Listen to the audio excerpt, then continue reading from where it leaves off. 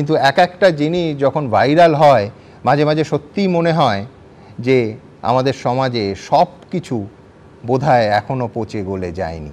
যেমন কিছুদিন আগে তারাসুন্দরী বালিকা বিদ্যা ভবনের প্রধান শিক্ষিকা তিনি তার ছাত্রীদের যে কথা বলছেন সমাজ মাধ্যমে কোনো রকম প্রচার মাধ্যম ছাড়া সেটা ভাইরাল হলো, যেখানে তিনি বলছেন যে দেশ যখন বিপন্ন হয় তখন বয়সের দোহাই দিয়ে আটকে রাখা যায় না, আটকে রাখা উচিত নয়, পথে যদি নামার সময় আসে আমাদের নামতে হবে। আমি বলছি সেই প্রধান শিক্ষাকে আমরা গর্বিত যে সেই প্রধান শিক্ষিকাকে আজকে স্টুডিওতে পেয়েছি। আমি দ্রুত তার কাছে যাব, কিন্তু তার আগে একবার দেখে নেব তিনি ঠিক কী বলেছিলেন। সবসময় মাথায় রাখবে, অন্যায়ের বিরুদ্ধে প্রতিবাদ করার জন্য দিল্লি দিল্লি সবসময় পৌঁছতে হবে তা নয়, তুমি তোমার বাড়ি থেকেই প্রতিবাদটা শুরু করো।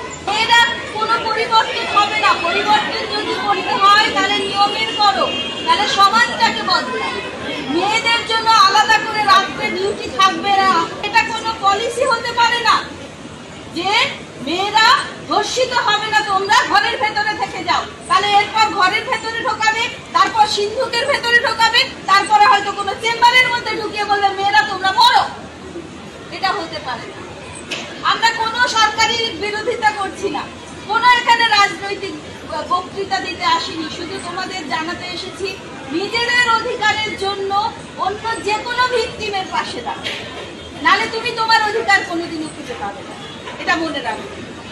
আজ সত্যি আমরা খুব গর্বিত তোমাদের শিক্ষিকা হতে যে তোমরা এটা রিয়েলাইজ করেছো। তোমাদের এখনো 18 বছর হয়নি, আমাকে অনেকে বলছিলেন 18 বছর হয়নি ওরা ডিসিশন নিচ্ছে। যদি রাষ্ট্র ভেঙে পড়ে তাহলে 18-এর নিচে এসে ডিসিশন নিতে হবে। যদি একটা মেয়ের 12 বছরের বিয়েকে আমরা আটকাতে না পারি তাহলে একটা মেয়ের 12 বছরের সিদ্ধান্তকে আমাদের মর্যাদা দিতে হবে। হাওড়ার তারাসুন্দরী বালিকা বিদ্যা ভবনের প্রধান শিক্ষিকা মোনালিসা মাইতির কাছে আপনি যে জায়গা থেকে এই ছাত্রীদের এই কথা বলেছেন, আমি একবার জানতে চাইব যে ঠিক কতটা অসহায় দেয়ালে পিঠ থেকে গেলে একজন প্রধান শিক্ষিকাকে এই কথা প্রকাশ্যে বলতে হয়। আমরা ভীষণ কষ্টের মধ্যেই ছিলাম, আমরা সবাই, আমি, আপনি, আমার মতো আমার মেয়েরা সবাই। তো সেই মেয়েদের কষ্ট আমাদের নিজেদের কষ্ট একটা সময় এসে মিলে গিয়েছিল, সেই কারণেই কিন্তু এই পথে আমাদের পা ফেলা। আমি এটার মধ্যে এখনো পর্যন্ত অন্যায় কিছু দেখি না, এবং আগামী দিনেও যদি এরকম বেরোতে হয় আমরা বেরোবো। কিন্তু আমি অন্য কিছু প্রসঙ্গ এখানে বলতে চাই। এই যে উৎসবের প্রসঙ্গ উঠছে, আমি মনে করি আমরা উৎসবের মধ্যেই রয়েছি। আজ যে সমাজ শোধনের উৎসব চলছে, আমি মনে করি দিদিমণি হিসেবে এবং একজন মা হিসেবে, মানুষ হিসেবে, যে এই উৎসবে আমাদের প্রত্যেক দিনই আমাদের স্নান করা উচিত, মেতে ওঠা উচিত। তাই আমি এই কথাটাকে অন্যভাবে নিচ্ছি না। আসলে আমার মনে হয় এই গণ আন্দোলনের যে স্পন্দনটা, সেটা রাজনীতির লোকজনেরা নিতে পারেননি বা বুঝতে পারেননি, তাই তারা আত্মঘাতী কথাবার্তা বলছেন, যেটা একই সঙ্গে জনবিরোধী। আমি এটা তীব্র নিন্দা করি। যদিও আমি রাজনীতির লোক নই, আমি সামান্য একজন একেবারে লেমেন বলতে পারেন, যার কাজই হলো ছোট ছোট রুমের মধ্যে বাচ্চাদের গড়ে তোলা। সেখান থেকে আমি আরেকটা অনুভূতির কথা জানাতে চাই, যেটা আমি আমার বাচ্চাদের বলি, যে অসামান্য যারা, তারা যদি সামান্যর কাছে নেমে আসে, তাতে তাদের গরিমায় কখনো কালিমা লিপ্ত হয় না, তারা বড় হয়, তাদের উচ্চতা আরও বাড়ে। এক্ষেত্রে আমরা যারা শাসক হয়ে রয়েছেন, আমরা ভেবেছিলাম যে তারা নেমে আসবেন, কিন্তু সেই হয় না যে রক্তকরবীর রাজার মতো তারা একাই থাকতে ভালোবাসেন, পর্বতে শৃঙ্গের মতো উচ্চতায় আনন্দ পান, কিন্তু নিঃসঙ্গতাকে তারা অনুভব করতে পারেন না। আমার মনে হয় যে আমরা যাদের কাছে আমাদের কথাগুলো বলতে চেয়েছিলাম, তারা এই মুহূর্তে সেই জায়গাটাই খুব আনন্দের সঙ্গে হয়তো অনুভব করছেন। আর একটা জিনিস বলুন, সেটা হচ্ছে ধরুন গতকাল রাতে সত্যি বাঙালি হিসেবে, কলকাতার মানুষ হিসেবে, এই রাজ্যের নাগরিক হিসেবে খুব গর্ব হচ্ছিল যে আমার রাজ্য রাজনৈতিক রং ঝান্ডা ছাড়া গোটা রাত 2-3টের সময় যত রাত গড়িয়েছে তত মানুষের ঢল শ্যামবাজারে। কেউ অর্গানাইজ করেনি, কেউ একটা বিরিয়ানি প্যাকেট দেবে না। আমি বলছি সেইখানে সাধারণ মানুষের, তার ভেতরে অনেক বিশিষ্ট মানুষও আছে যাদের হারাবার হয়তো আরও বেশি কিছু আছে, তারা রাতে নেমে আসছেন। আর আজকে দিনটা শুরু হলো যখন সুপ্রিম কোর্টে রাজ্যের আইনজীবী বলছেন, মানে কতটা মরিয়া চেষ্টা করছেন যে এই আন্দোলনে ল অ্যান্ড অর্ডার, এই আন্দোলন ভয়ঙ্কর দিকে যেতে পারে, পুলিশের পারমিশন নেওয়া হচ্ছে না স্বতঃস্ফূর্ত গণ আন্দোলনে, রাজ্যের আইনজীবী সুপ্রিম কোর্টের মাটিতে দাঁড়িয়ে এই কথা বলছে। আমি বলছি হ্যাঁ, বিপরীত দুটো ছবি না, যা স্বতঃস্ফূর্ত তাকে আবার এইভাবে তকমা দেওয়াটাই তো আমার মনে হয় এক ধরনের আত্মঘাতী কথাবার্তা। এটা আমার মনে হয় যে আমার ব্যক্তিগত মতামত এটা, যে মাননীয়রা যারা যা কথা বলছেন তারা আমার মনে হয় এই সময় থেকে বিচ্ছিন্ন হয়ে পড়েছেন, একেবারে ওই একা হয়ে পড়েছেন, তাই বোধহয় এই ধরনের প্রলাপ এক প্রকারের বকছেন। কিন্তু যদি তারা এই আন্দোলনটার স্পন্দনটাকে অনুভব করতে পারতেন, আমার মনে হয় সেটা তাদের জন্যও ভালো হতো।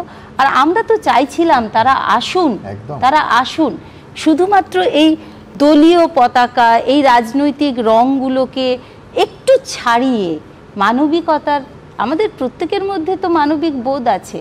আমি যার সাথে হাঁটছি তাকে আমি চিনিই না, তাহলে আমরা তো নামতে পারলাম, তাহলে কেন আপনারা আসতে পারলেন না? একদম দিদি, গত সপ্তাহে ডক্টর নাইয়া একটা কথা বলেছিলেন যেটা মোটামুটি জনসমাজে ভাইরাল হয়ে গেছে, সেটা হচ্ছে ঠিক ভয় যেরকম ছোঁয়াচ্ছে, সাহসও সেই রকম ছোঁয়াচ্ছে।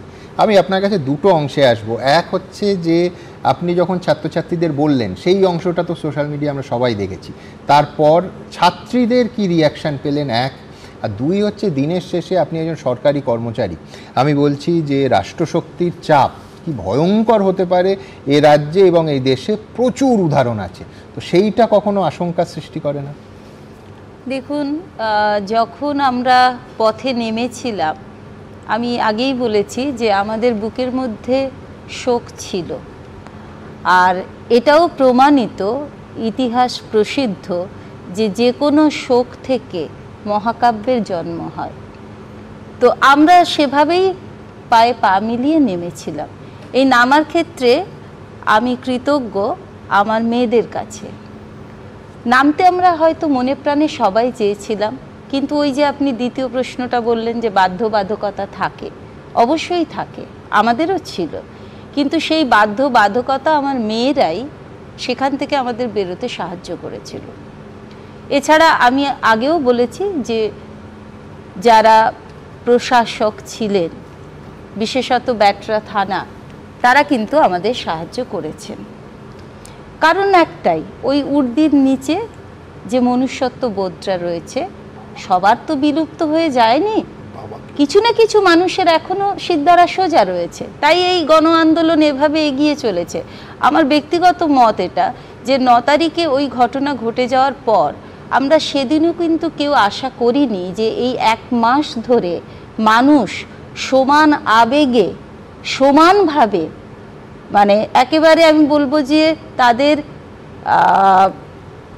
সেই প্রতিরোধের যে ক্ষমতাটা, সেটা অস্ত্র দিয়ে নয়, তারা কি নিয়ে এসেছে আপনি দেখুন। জাতীয় পতাকা, গলায় রয়েছে জাতীয় সঙ্গীত, কেউ গাইছেন কাজী নজরুলের গান, কেউ রবীন্দ্রনাথ, এই তাদের অস্ত্র। এই দৃশ্য স্বাধীন ভারতবর্ষে আমার দেশ, আমার দেশবাসী কবে দেখেছে বলুন তো, কবে দেখেছে? তাই এর পরেও যদি আমরা ওই সরকারি কিছু নোটিশ কোথাও হয়তো আমাদেরকে পাঠানো হবে, হতে পারে, কিন্তু সেটা নিয়ে বিব্রত থাকার সময় আমার মনে হয় না এই সময়টা। একদম তার জন্য দুঃখিত, অনুতপ্ত, কিন্তু কোনোদিন একদিন করিনি বলে আজ পথে নামবো না, এই নীতিও কিন্তু চলতে পারে না। নিশ্চয়ই, আমি আজকেই পড়ছিলাম যে 14ই সেপ্টেম্বর হাথরসের ঘটনা 4 বছর পূর্ণ হবে। সেখানকার মানুষের যারা এই নির্যাতিতার পরিবার যারা এখনো পর্যন্ত বেঁচে রয়েছে তারা খুবই কষ্টে রয়েছে, কিন্তু আমরা কষ্ট পাচ্ছি। তার মানে এই